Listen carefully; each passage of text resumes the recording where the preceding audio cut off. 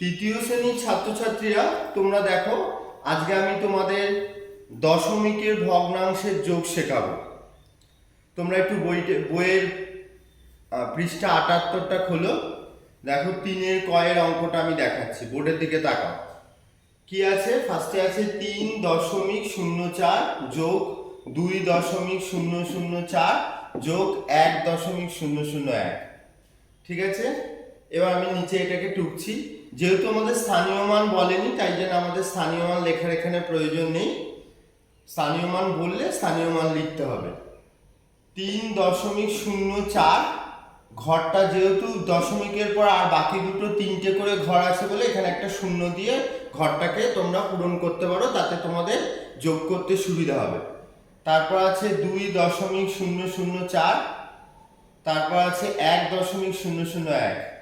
এবার যোগ করো, ৪ আর ১-এ ৫, ৪.০০৪, টোটাল শূন্য নেমে গেল, দশমিক বসলো, ২ আর ১-এ ৩, ৩ আর ৩-এ ৬। তাহলে অ্যান্সার কত এলো? ৬.০৪৫। তাহলে উত্তর যোগফল ৬.০৪৫। এরকম আরো যোগ এর পিডিএফ তোমাদের ক্লাস নোটে যাবে। তৃতীয় শ্রেণীর ছাত্রছাত্রীরা, এবার তোমরা দেখো, তোমাদের আমি দশমিক ভগ্নাংশের বিয়োগ করাবো। বইটা খুলে দেখো, পৃষ্ঠা ৭৮ খোলো, খুলে দেখো বইটা। ৩-এর বর্গের জোড় অঙ্কটা আমি করাচ্ছি, বোর্ডের দিকে তাকাও এবার।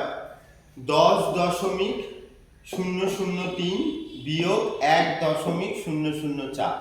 তাহলে দশমিকের পরে ৩টে ঘরই সমান আছে, ওরও এখানেও ৩টে, এখানেও ৩টে। তাহলে ১০.০০৩ ১.০০৪। দশমিকটা যেন ঠিক থাকে, দশমিকের আগের পিছের সংখ্যা দশমিক যেন ঠিক থাকে, তাহলেই কিন্তু অঙ্ক ঠিক হবে। তা না হলে কিন্তু অঙ্ক হিসাবে ভুল হয়ে যাবে। ওপরে ৩কে ১৩ ধরেছি, ৪-এর পর থেকে গুনছি ৯ কর, ৯ হলো, হাতে ১, ০ ১-এ ১ হলো, ১-এর পর থেকে ১০ কর গুনবো ৯, আবার হাতে থাকলো ১, ০ আর ১-এ ১, ১-এর পর থেকে আবার ১০ কর গুনবো ৯, হাতে থাকলো ১, ১ আর ১-এ ২, ২-এর পর থেকে আবার ১০ কর গুনবো ৮, হাতে থাকলো ১, ১-এ ১-এ মিলে গেল ০, এপাশে ০ বসে না, বাঁদিকে বিয়োগের বেলা। তাহলে উত্তর বিয়োগফল কত এলো? ৮.৯৯৯। এরকম বিয়োগ এবং আগের করানো যোগ টোটালটাই তোমাদের পিডিএফে যাবে।